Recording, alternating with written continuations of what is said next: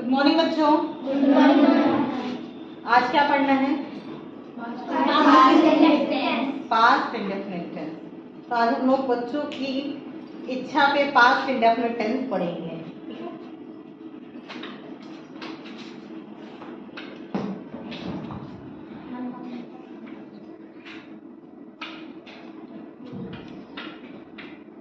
Visible है?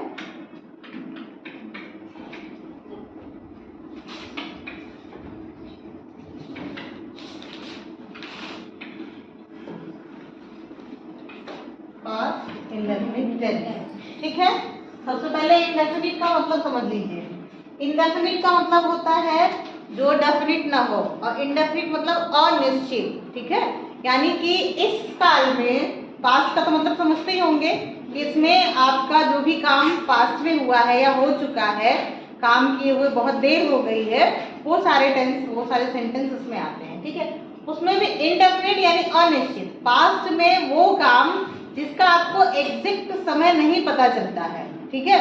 जैसे अगर कॉन्टिन्यूअस होगा तो पता चलेगा कि काम अभी हो रहा है, परफेक्ट होगा तो आपको ये पता चलेगा कि काम हुआ अभी थोड़ा देर हुआ है, या परफेक्ट कॉन्टिन्यूअस होगा तो आपको ये पता चलेगा कि काम हो रहा है और प्लस उसमें एक समय होता है, ठीक है। लेकिन इनडेफिनिट टेंस, इंडेफिनिट टेंस होता है जो प्रेजेंट का हो चाहे पास्ट का, इंडेफिनिट का मतलब ही होता है अनिश्चित। इसमें जो भी काम होगा इस काल में, उसमें आपको एग्जैक्ट समय नहीं पता चलेगा। जैसे मैं दिल्ली गया, आपको ये पता चल रहा है कि मैं दिल्ली कब गया? नहीं पता चल रहा है ना। उसने खाना खाया, पता चल रहा है? नहीं पता चलेगा। तो इसमें आपको पता ही नहीं चलेगा कि काम एग्जैक्ट किस टाइम पे हुआ। ये पता चलेगा कि ये सेंटेंस पास्ट टेंस का है, लेकिन ये नहीं पता चलेगा कि पास्ट टेंस में ये काम कब हुआ है, ठीक है।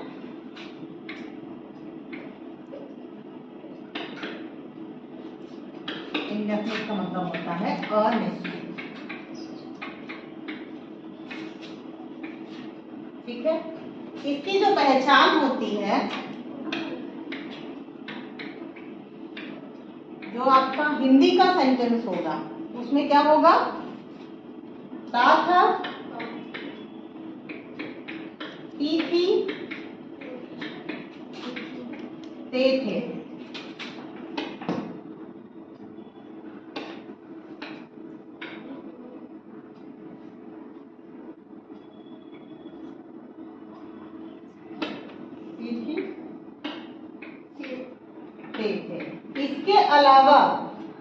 इसके अलावा जैसे आ ई ए, लिया, दिया, गया, आया, ठीक है। यानी आ की मात्रा का कोई शब्द होगा, ई की मात्रा का कोई शब्द होगा, या ए की मात्रा का, वो दिल्ली गए।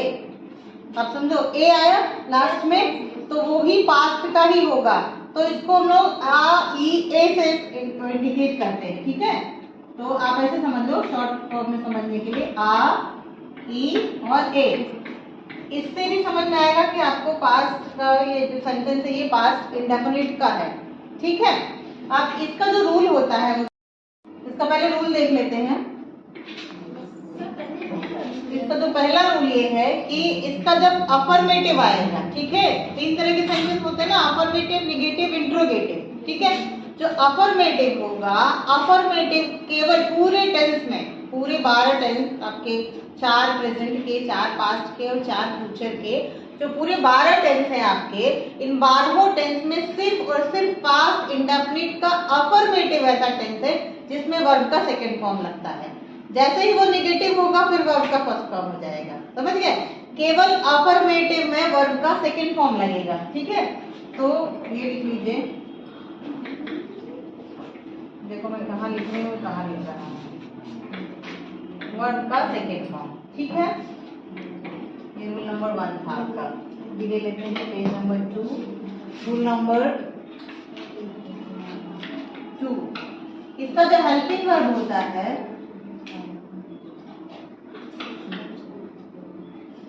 वो होता है डिड।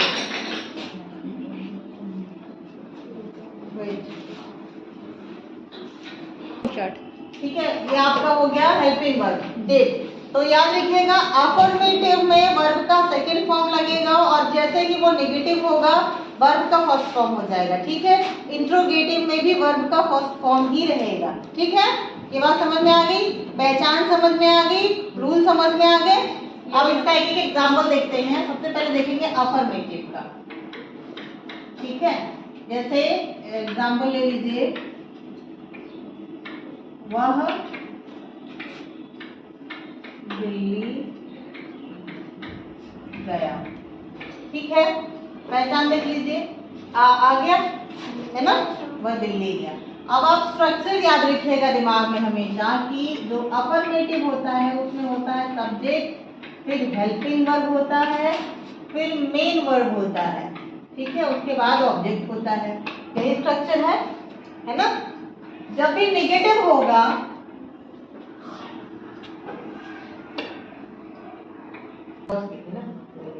ठीक है, जैसे ये नेगेटिव होगा तो आप याद रखिएगा सब्जेक्ट, हेल्पिंग वर्ब, और हेल्पिंग वर्ब के ठीक बाद नॉट बढ़ाया जाता है। तो क्या हो जाएगा स्ट्रक्चर, सब्जेक्ट हो जाएगा, हेल्पिंग वर्ब हो जाएगा, नॉट हो जाएगा, फिर मेन वर्ब हो जाएगा, और उसके बाद हो जाएगा ऑब्जेक्ट। ठीक है, अब आइए इधर को ट्रांसलेट करेंगे। ये अफर्मेटिव है आपका, है ना।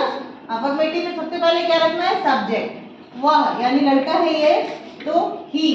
ठीक है, हेल्पिंग वर्ब इसमें नहीं लगेगा। ठीक है ना, हेल्पिंग वर्ब नहीं लगता है। हेल्पिंग वर्ब की जगह वही वर्ब का सेकंड फॉर्म लगेगा। ठीक है, तो हेल्पिंग वर्ब छोड़िए, मेन वर्ब है, क्या किया उसने, वो गया, तो गो, वेंट, गॉन। सेकंड फॉर्म कौन सा हुआ, वेंट। ठीक, ही वेंट। अब देखिए, कोई भी डेस्टिनेशन होती है, कोई एक लक्ष्य जहां पर आपको जाना है, तो वो जो डेस्टिनेशन होता है उसके ठीक पहले टू लगता है। ठीक है, तो ही वेंट टू, कहाँ गया वो, दिल्ली। क्या है, दिल्ली। ठीक है, दिल्ली।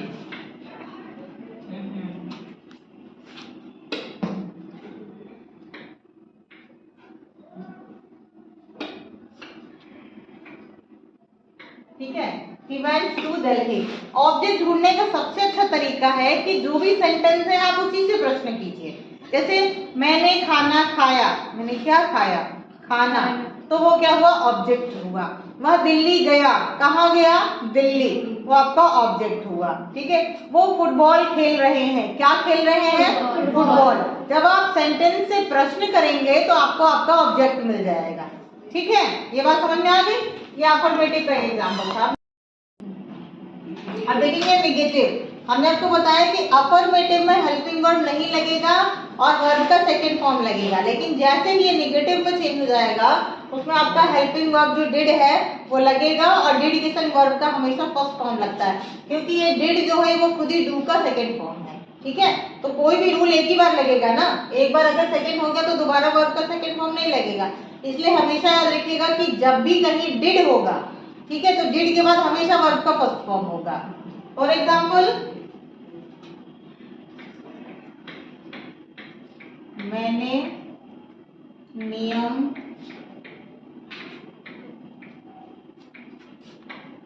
नहीं तोड़ा। ठीक है, ये आपको मिल गया पास्ट इंडेफिनिट टेंस का। ठीक है ना, आज में आप सबसे पहले रखेंगे, देखिए आपका नेगेटिव का ना सब्जेक्ट, मैंने यानी आई। ठीक, हेल्पिंग वर्ब, लेकिन क्या है, हेल्पिंग वर्ब, तो आई डिड, और नेगेटिव है तो नॉट लगेगा इसके साथ, है ना, लेकिन नॉट है ना, हेल्पिंग वर्ब के साथ नॉट। अब आएगा आपका मेन वर्ब, मैंने क्या नहीं किया, मैंने तोड़ा नहीं, तो आई डिड नॉट ब्रेक। ठीक है, ब्रोक नहीं होगा क्योंकि ये पास्ट टेंस में ऑलरेडी है, तो यहाँ पे हो जाएगा break. I did not break, क्या नहीं तोड़ा, नियम। I did not break the rule. आया समझ में? समझ में आ गया? ठीक है, अब देखेंगे इंट्रोगेटिव। इंट्रोगेटिव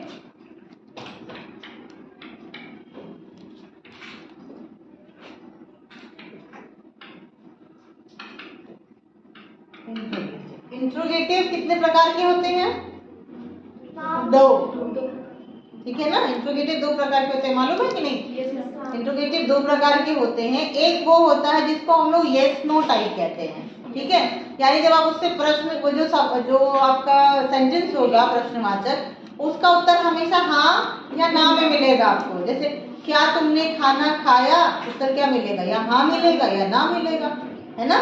तुम स्कूल गए थे, या हाँ या ना, तो उसको यस नो टाइप बोलते हैं। ठीक है, ये यस नो टाइप वाला जो क्वेश्चन सेंटेंस होता है वो हिंदी में हमेशा क्या से शुरू होता है ना। आप देखो क्या तुमने खाना खाया, तभी तो होगा ना कि हाँ। तो एक पहला जो होता है उसको हम लोग इंग्लिश में बोलते हैं started with helping word. Started with helping word वो इसलिए ये जो क्या वाले सेंटेंस होते हैं ये जब इंग्लिश में ट्रांसलेट होते हैं तो ये हमेशा हेल्पिंग वर्ड से स्टार्ट होते हैं। ठीक है, तो ये शुरू कैसे होता है, इसको आप यस नो टाइप भी कह सकते हैं, यस नो टाइप। ठीक है, और दूसरा आपका जो होता है, ये पहला था आपका, दूसरा है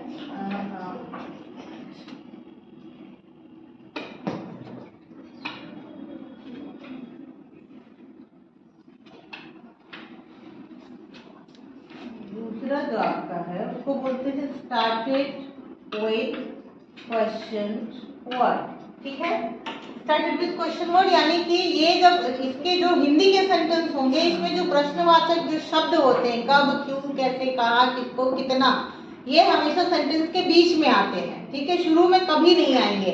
शुरू में जब भी आएगा क्या आएगा, वो यस नो टाइप वाला हो जाएगा। क्योंकि देखो तुमने क्या खाया, भले ही एक शब्द के बाद आया ना, तुमने के बाद आया, लेकिन आया वो बीच में। ठीक है ना, इसको किसने मारा, बीच में आया किसने, है ना। तो जो दूसरा वाला टाइप होता है स्टार्टेड विथ क्वेश्चन वर्ड, इसमें जो क्वेश्चन वर्ड होता है वो हमेशा हिंदी में बीच में आएगा, और जब इंग्लिश में ट्रांसलेट करेंगे तो वो क्वेश्चन वर्ड पहले आ जाता है, इसलिए इसको बोलते हैं स्टार्टेड विथ क्वेश्चन वर्ड।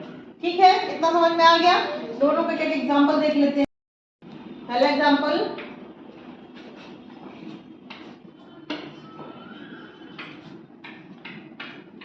क्या तुम कल स्कूल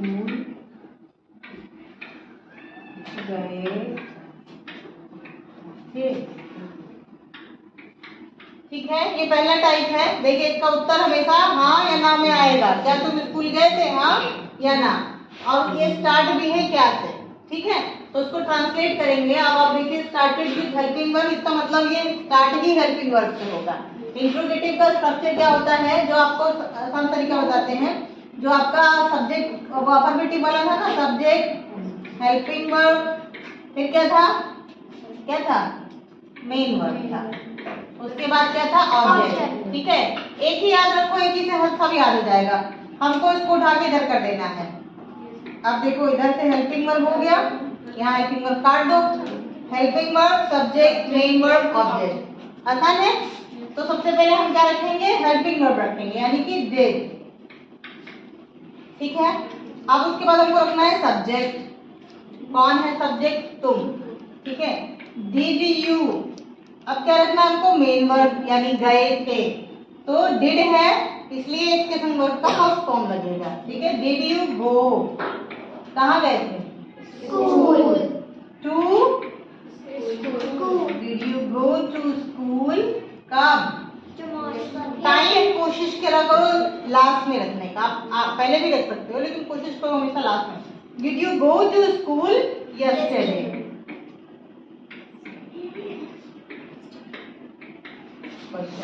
ठीक है, समझ में आ गया, समझ में आया ना। अब आप दूसरा देखेंगे, स्टार्टेड विथ क्वेश्चन वर्ड।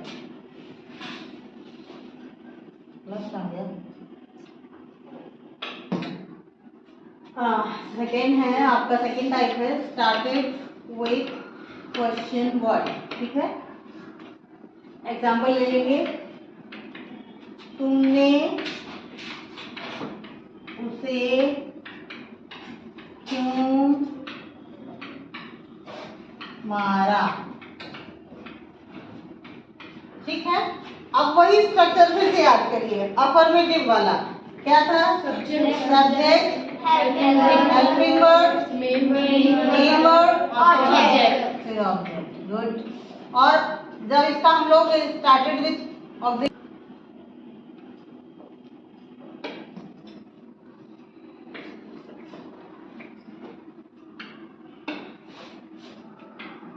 तुमने, ठीक है, क्या था? Subject, helping verb, main verb and then object, यही था, ठीक है।